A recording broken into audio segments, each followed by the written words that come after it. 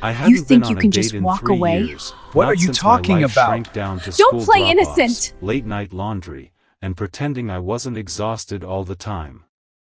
Being a single dad wasn't the hard part, losing the version of myself that used to laugh without checking the clock was. My friends said the setup was just for fun, which should have been my first warning. They laughed a little too hard when they told me her name, when they said, "Just show up, man. What's the worst that could happen?" I should have trusted my instincts, but loneliness has a way of lowering your defenses. So there I was, sitting in a small cafe that smelled like burnt espresso and cinnamon, tugging at a shirt I hadn't worn since my sister's wedding, wondering why I'd agreed to be the punchline of my own life. When she walked in, I didn't recognize her from the blurry photo they'd shown me. She wasn't dressed like someone on a joke date. She didn't look awkward or apologetic. She walked in like she belonged there, scanning the room calmly until her eyes met mine, and something shifted in my chest before I could stop it. She smiled, not big, not forced, just enough to say she saw me. She sat down and said my name like it mattered, like I wasn't just a story my friends told for laughs. I waited for the joke to reveal itself. It didn't. We talked. About nothing at first. About how life sneaks up on you. About how silence isn't always empty. I mentioned my son halfway through, bracing for the polite nod, the subtle retreat. She didn't flinch. She asked his name. His age. What he loved most. When I told her about the nights he fell asleep on my chest after bad dreams, her eyes softened in a way that felt dangerous. Somewhere between the second cup of coffee and her laughing at a story that wasn't even that funny, I realized this wasn't a joke to her. And that scared me more than if it had been. Then, just as I started to relax, just as I thought maybe this was the universe throwing me a bone, she did something no one expected. She reached into her bag and pulled out a small, folded piece of paper. She didn't slide it across the table like a number. She placed it gently between us like it was fragile. She said, "Before this goes any further, there's something you should know." My heart sank. I nodded, already preparing myself for the exit line, the kind that leaves you smiling but hollow. She unfolded the paper. It was a child's drawing. A stick figure, dad holding hands with a woman and a little boy between them. On top, written in crooked letters, were the words, "Do you think he could be my dad too?" She told me it was her nephew. She told me she'd helped raise him after her sister died. She told me she didn't believe in wasting time on jokes when real lives were involved. She said, "If this is just a prank to you, tell me now. But if it isn't, I needed you to see what kind of world I live in." I couldn't breathe. The cafe noise faded. All I could think was how my friends thought they were being funny, how they had no idea they'd set me up with someone who carried love like a responsibility, not a game. And if this story already has you leaning in, wondering what happens next, take a second to subscribe, because this isn't just a story, it's a reminder that sometimes the setup you least expect becomes the moment that changes everything. I didn't answer her right away, not because I didn't know what to say, but because for the first time in years, I was afraid of saying the wrong thing and losing something before it even began. She watched me quietly, not pushing, not apologizing for her honesty. That's when I realized the unexpected thing she'd done wasn't pulling out the drawing, it was giving me the truth without armor. I told her about my son's mother, about how leaving wasn't loud or dramatic, just slow and permanent. I told her how I'd promised myself I wouldn't let anyone into my child's life unless I was sure they understood what it meant to stay. She nodded like she already knew. Then she did the thing no one, not my friends, not me, not even the universe, could have predicted. She asked if she could meet him someday, not as a girlfriend, not as a replacement, but as someone who would earn the right. Weeks passed. She didn't rush. She didn't disappear. She showed up to park benches and school fundraisers and awkward moments where my son hid behind my leg and stared at her like she was a test.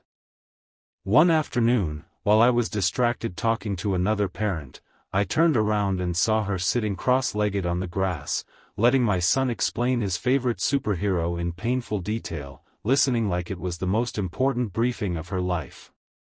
That night, when he asked if she could come again next time, something in me broke open quietly.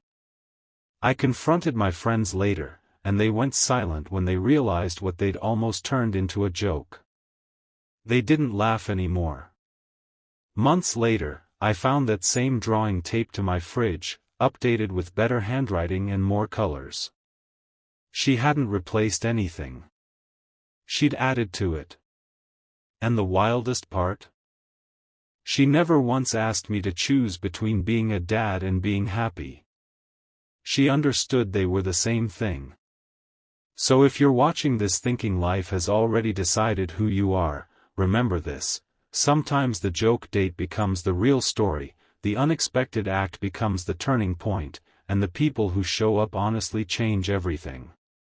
If this story made you feel something, hope, warmth, maybe even a little courage, subscribe to the channel, because more stories like this are coming, and the next one might feel like it was written just for you. I didn't realize how much fear I'd been carrying until the day she stood in my kitchen holding a chipped mug, watching my son do homework at the table like it was the most ordinary thing in the world.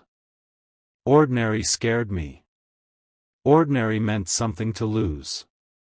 She never crossed boundaries without being invited. She never tried to win him with gifts or big gestures. She won him with consistency. Rainy days when I had to work late and she showed up with soup. School mornings when my son missed the bus and she calmly drove him without turning it into a rescue mission. One night, after my son fell asleep on the couch, she did something small that hit harder than anything dramatic ever could. She folded the blanket around him the same way I always did. Same corner tucked, same pause to brush his hair back. I asked her how she knew. She said, "I watched." That's when it hit me: this wasn't someone auditioning for a role. This was someone learning the rhythm of our lives. My friends stopped calling it a joke date. They started calling her by her name. But the real turning point came the night my son had a nightmare. He woke up crying for his mom, a word he rarely used anymore. I froze.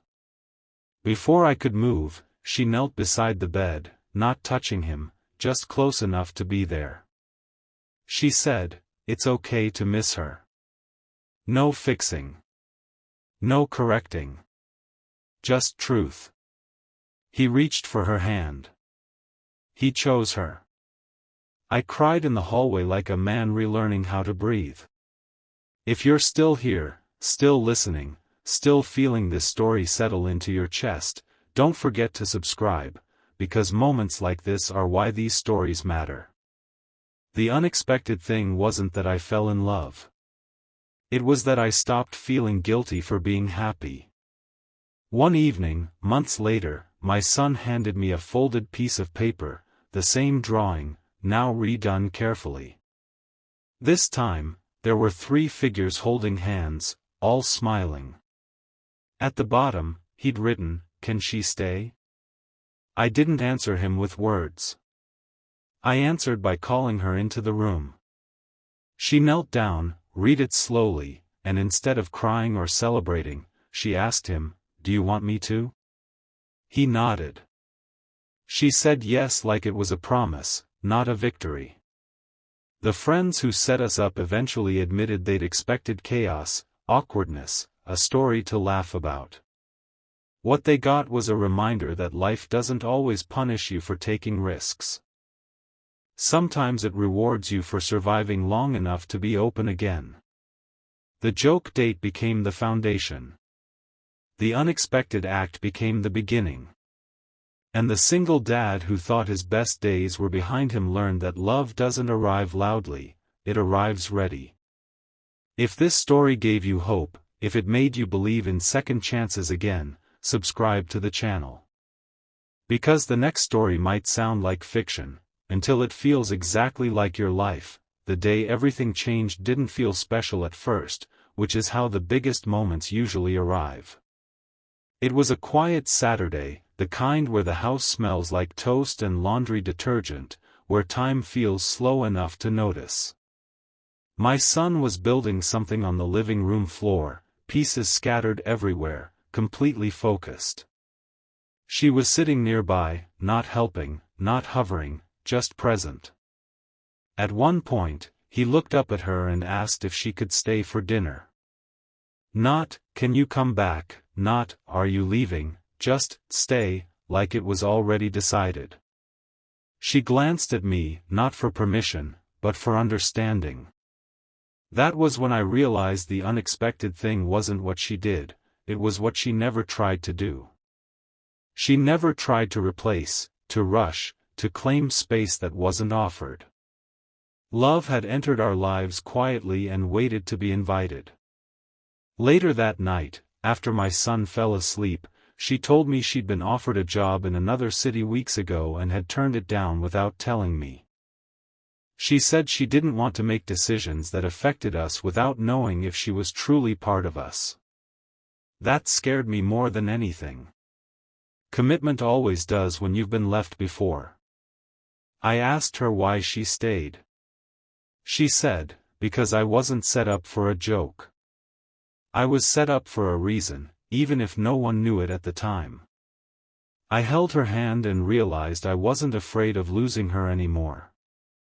I was afraid of not being brave enough to keep her. If this moment is hitting you right now, if you're feeling that quiet pull in your chest, make sure you subscribe, because stories like this remind us that love doesn't rush, it roots. It happened at the school assembly, of all places. Hard chairs, noisy kids, parents half listening.